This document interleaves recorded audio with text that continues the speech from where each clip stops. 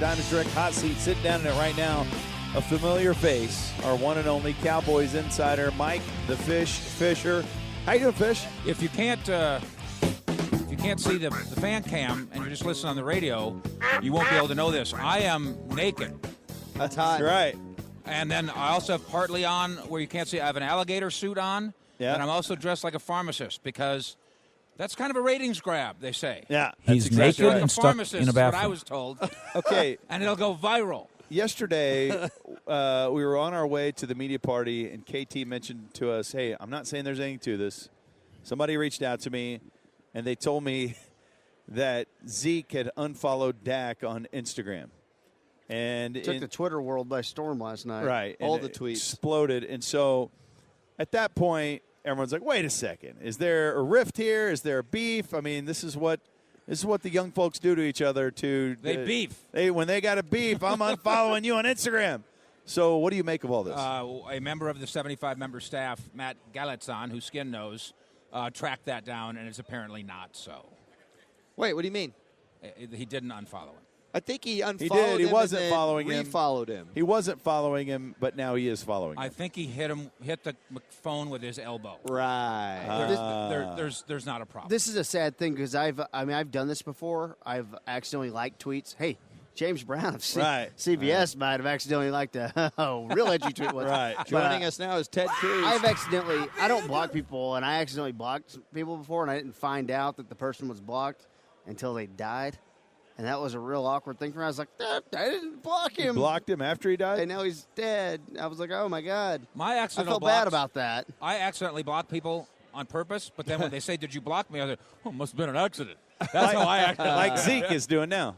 Yeah, it's an accident. So it makes you wonder, is there – and also they were trying to act like they were at the Pro Bowl. They weren't like thick as thieves anymore, right? They were coming out of different tunnels. I think his follower account on the gram or something was like 11, and it had gone out to 1169. And then That's a good bit. back this morning, I checked it, and it was 1171, back to where it was. So, and Dak, he was following Dak. I was like, there's nothing to this. I right think now. I think they're fine. All right. I think they're as Ben and skinny as Ben and Skin have been. All right. It's a couple of homeboys from DFW. All right, I'm going to follow you again, Ben. All right, I appreciate that. I'm about to say, because those guys aren't following each other. I'm not going to follow you because you're just going to retweet Luca. I'm just going to follow Luca. It's the same thing. No, I'm not just retweeting Lucas, sir. I'm making a lot more of my account. Did you like Okay. the billboard at Madison Square Garden that advertised the reason to buy a ticket tonight? Pretty awesome. Incredible. Yeah, that's going to be a lot of fun. We're going to head over there and watch the game. You should come with us. I am coming with you. Okay, good. We're going to go watch the game together. Did you hear about Gil Brandt's comments about Kellen Moore? That he's brilliant. Let's take a Brilliant. listen. Let's take a listen, KT. What are we working I'm with? going to read this to you because this happened on a station not called The Fan. A station that has letters on it. Were they dressed Some like would- alligators? Some would say 4 letters, which they all do. You know, ESPN? yeah, it was on ESPN. He said, this is Gil Brandt, by the way, who is pretty tied in. Every place he goes, everybody talks about how smart he is, how innovative and creative he is. There's a question that always happens. How does it carry over as a play caller? I think a play caller is so important today because you can be smart as heck, but if you don't call the right plays, it doesn't work. I think it's a great move if that's the move that he's going to be the offensive coordinator. I wouldn't be surprised if Garrett's not the play caller. Ooh. Which I've been kind of sticking a knife in that narrative for a week now. All right, or now- 2 weeks. But read it again with a different tone, and he might be saying, I wouldn't be surprised if Garrett is not going to be the play caller. I wouldn't be surprised if Garrett's not he play caller. I don't think Garrett, at this point, I don't think Garrett's going to be the play caller. If they had a I game don't either. tomorrow, Kellen Moore would be the play caller. Oh, I wouldn't. If he was going to be the play caller, why wouldn't have Garrett called plays at the Pro Bowl? Of course. Meanwhile, why didn't Garrett speak to the media again? Because he's mad. About one of two things. That he got jacked around on this play calling thing when Jerry texted Chris Mortensen last Sunday morning and told him, Mr. Moore, I think we're going to have Coach Red Ball. And then all of a sudden he's not. Or two, where's that extension that was certain to come 9 weeks? Now it's 10 weeks ago. It was guaranteed. Absolutely, it's coming around the corner. Where is it? It's not around the corner. And those would be two reasons for Red Ball to be red. Let me ask you this, because Dawson's been hot on this trail, and I think it's fascinating. But couldn't they just say, let's wait till the Super Bowl's over? Sure. Because, in other words, Garrett is having they had Mobile, and then they had coaches in Orlando, and then they got to figure out what the staff's going to be and all that stuff. Couldn't they have just been like, let's get this all?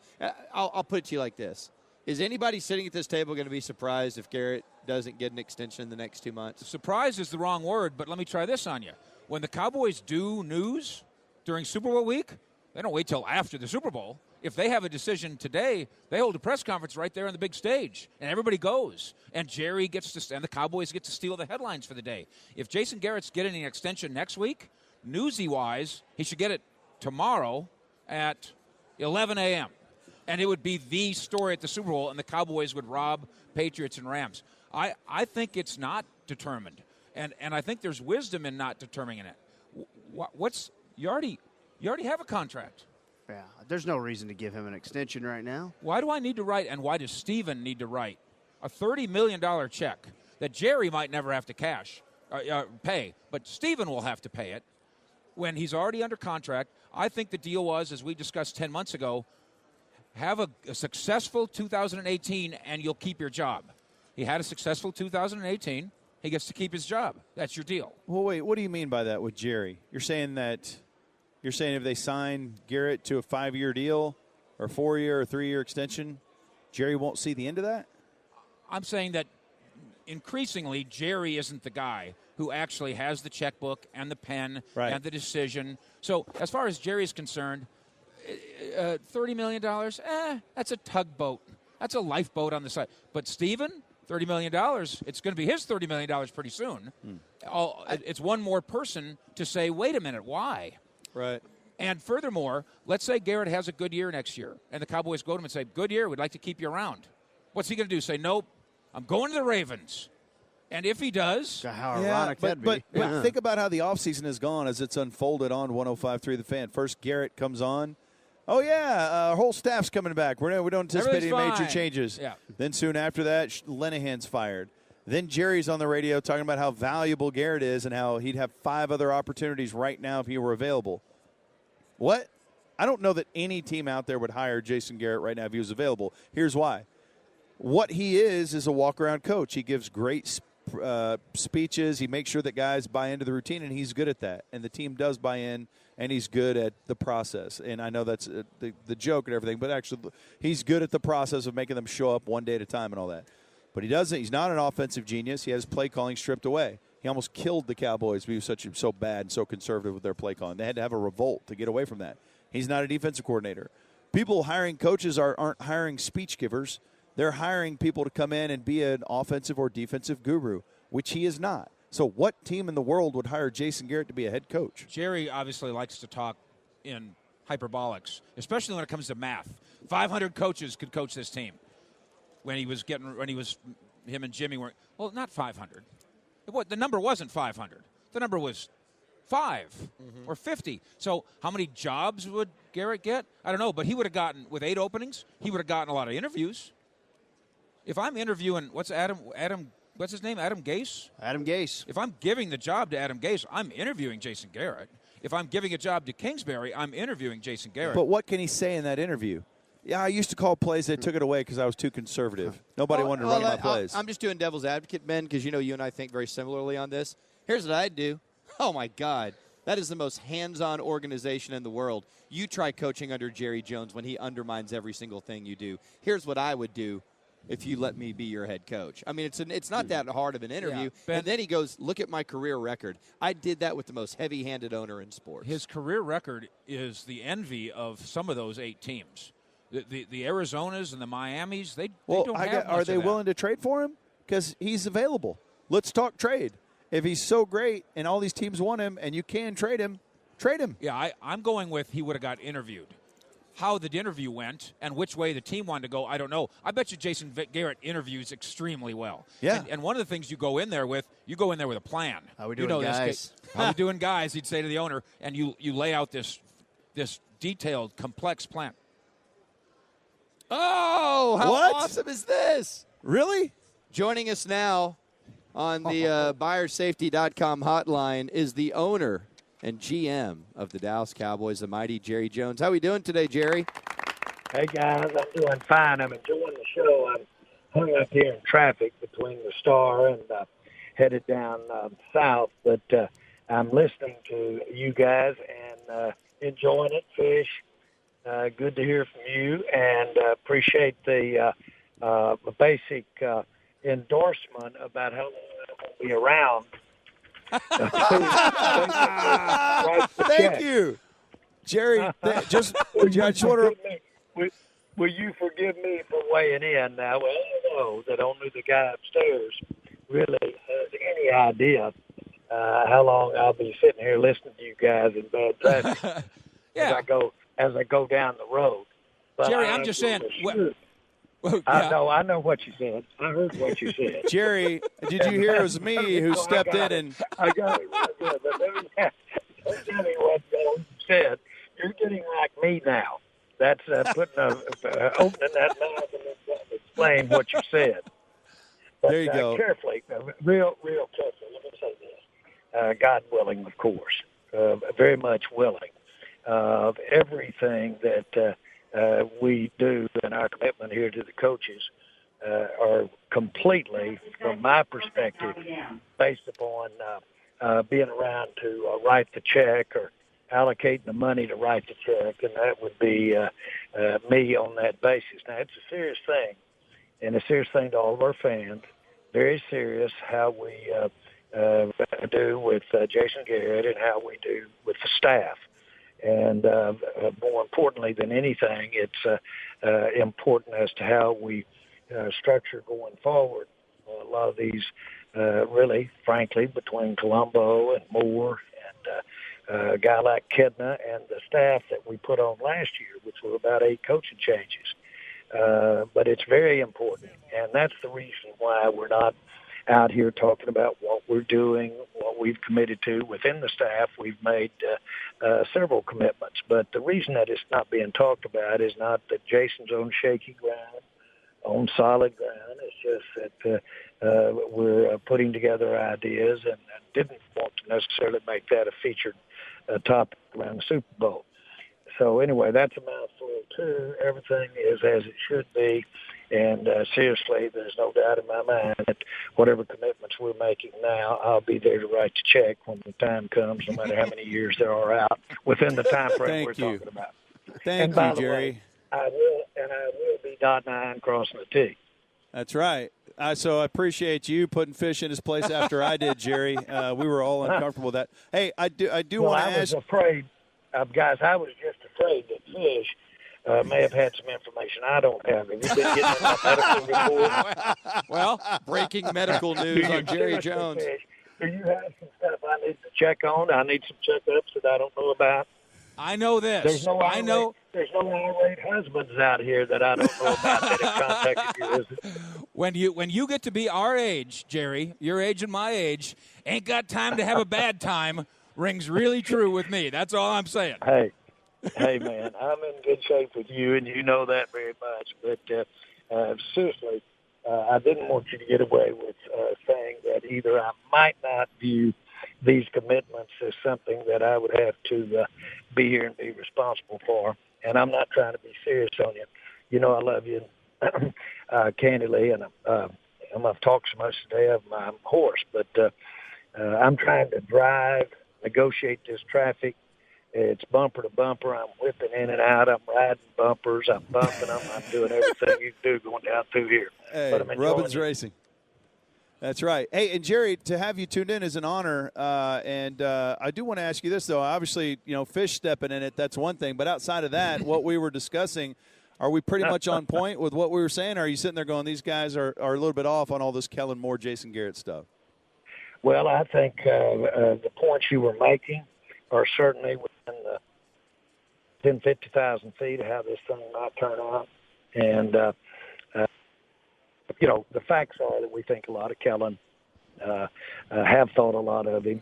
The facts are that he is going to really contribute. He, Colombo, a lot of these guys with fresh ideas, they're going to be implemented.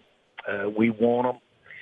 I was talking to them today, Colombo and Kellen, and told them that back when Fox was thinking about bidding on the NFL package, and Mr. Murdoch called, and I was on the basic negotiating committee, and a new guy on the committee, and he called and he said, I think that I was used as a stalking horse last time, and I'm not interested. If you've automatically got your mind made up to give it to CBS in that case, then I'll just pass. And I said, Mr. Murdoch, I will absolutely raise more hell. I will be so loud if you make the kind of offer that deserves to be taken on its face. And although you don't cover the country, although you're talking about numbers that could be, somebody might say how they're going to pay that. You're talking to somebody here that will push. I'm only one vote, but I'll push it to the stratosphere. Having said that, what's that got to do with Moore? What's that got to do with Colombo? What's that got to do with those guys? I want their ideas. I want their preference. I want them to yell. I want them to lay in front of the train. I want them to do everything to get it implemented in what we're doing offensively, and I'll assure you that'll be the way we handle it. It'll be a collaborative effort. Jerry, I hear what you're saying, and I believe every single word of it. I guess the question I would ask you, since you've worked with him in so many capacities and known him for so long, as we characterize Jason Garrett as a more conservative guy, is Jason open to opening things up, in your opinion? Of course. I use the word of course. He's got a very, very pragmatic approach to how to win football games. But on the other hand, he is very aware at where we are with the rules today, where we are in the offensive today compared to, gosh, when he played or since he's been coaching the Cowboys and been involved in our offense as coordinator or head coach. And he's very much. But the facts are that at a certain level, there are no secrets here in terms of what you're doing or what your philosophy is. And Kellen, of course, is. I don't want to. Jason's going to be making an announcement here real quickly, but make no mistake about it, he's going to be a key guy in what play is run on that football field. And I, by key, probably have the ultimate responsibility. Jerry Jones calling into 105.3 The Fan to rip my ass. Jerry, the idea I'm of really Kellen not Moore. ripping your ass. I know. The coming Kellen Moore announcement. Why don't you give us a hint? Offensive coordinator, play caller.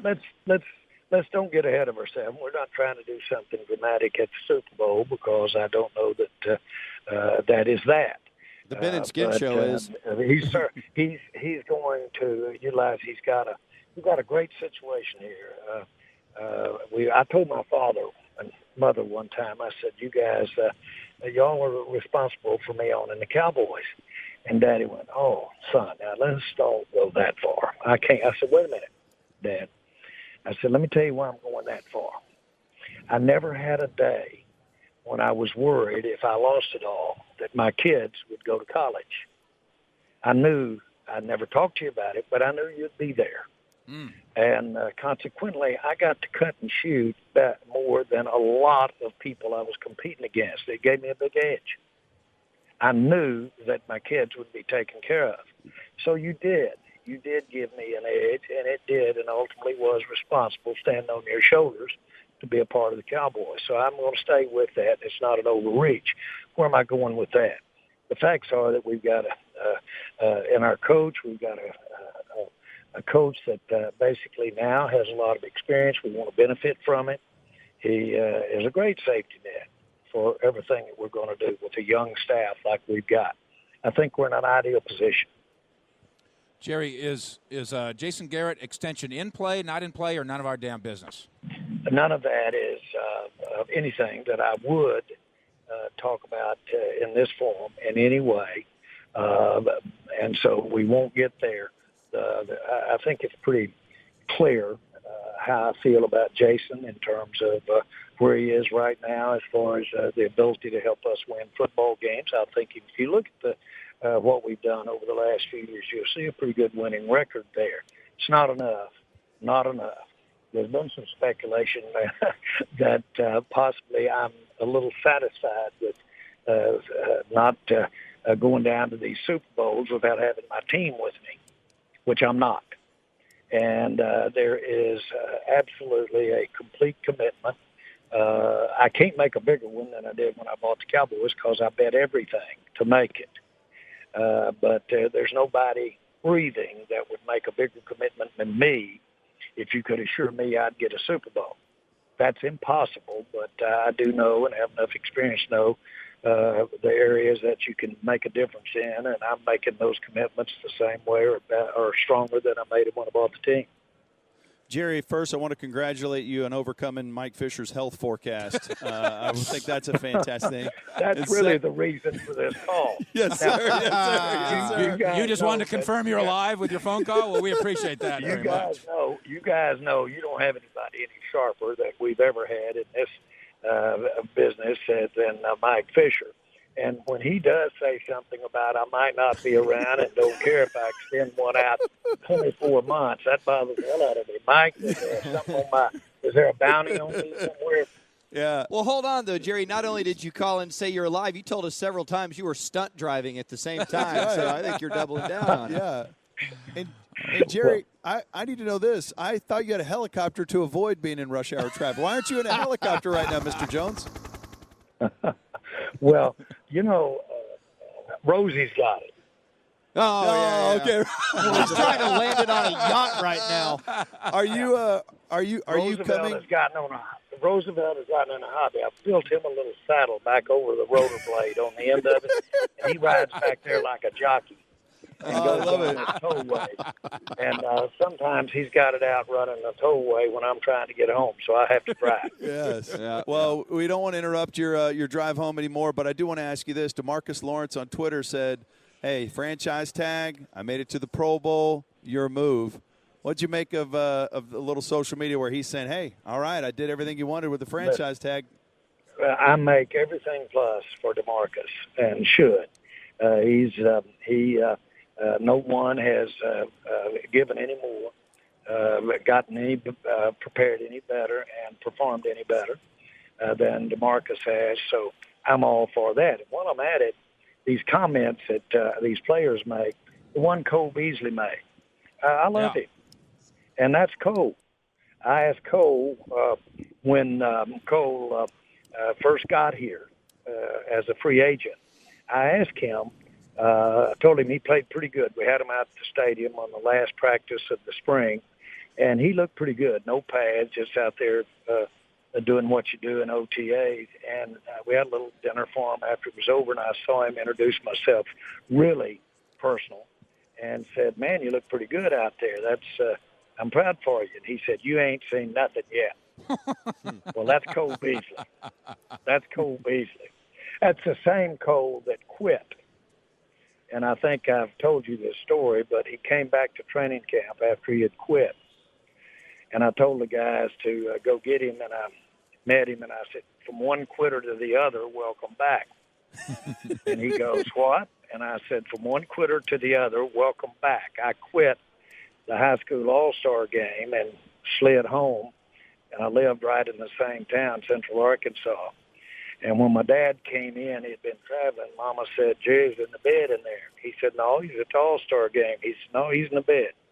He comes in there and he says, Jerry, he said, don't know what's going on here, but we've got a job in the morning, so be ready to get up early. But said, let me ask you something. You love football? And I said, yes, sir. And he said, if you lay in this bed, you'll be a quitter the rest of your life. Now, my advice, because you say you're disappointed they changed positions that you play, if they put you in this water boy, drown their ass. But I wouldn't lay here in this bed and quit.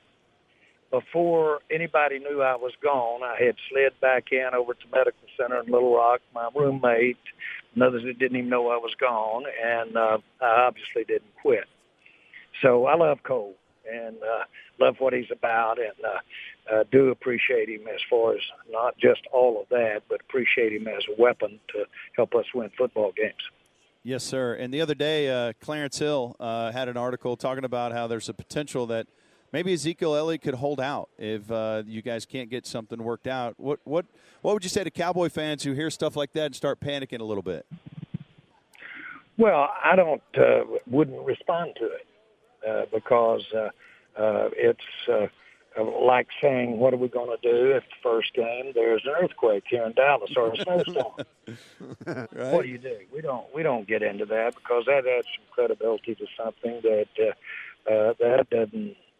isn't a thought about on any basis. I never think about that as far as players, agreements, and what we're doing to help our team.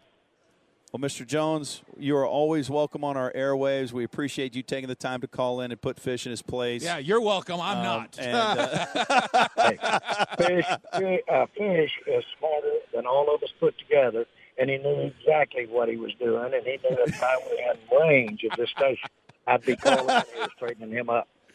Well, Jerry, thank you so much for the call. It means the world to us, and feel free to call in anytime. Thanks, guys. We appreciate you. All right, there he goes, the great Jerry Jones. That's awesome. That's why he is the greatest owner in all of sports. And that's why people should toe low. And that's why people should toe low. And that's why people should toe low. And that's why people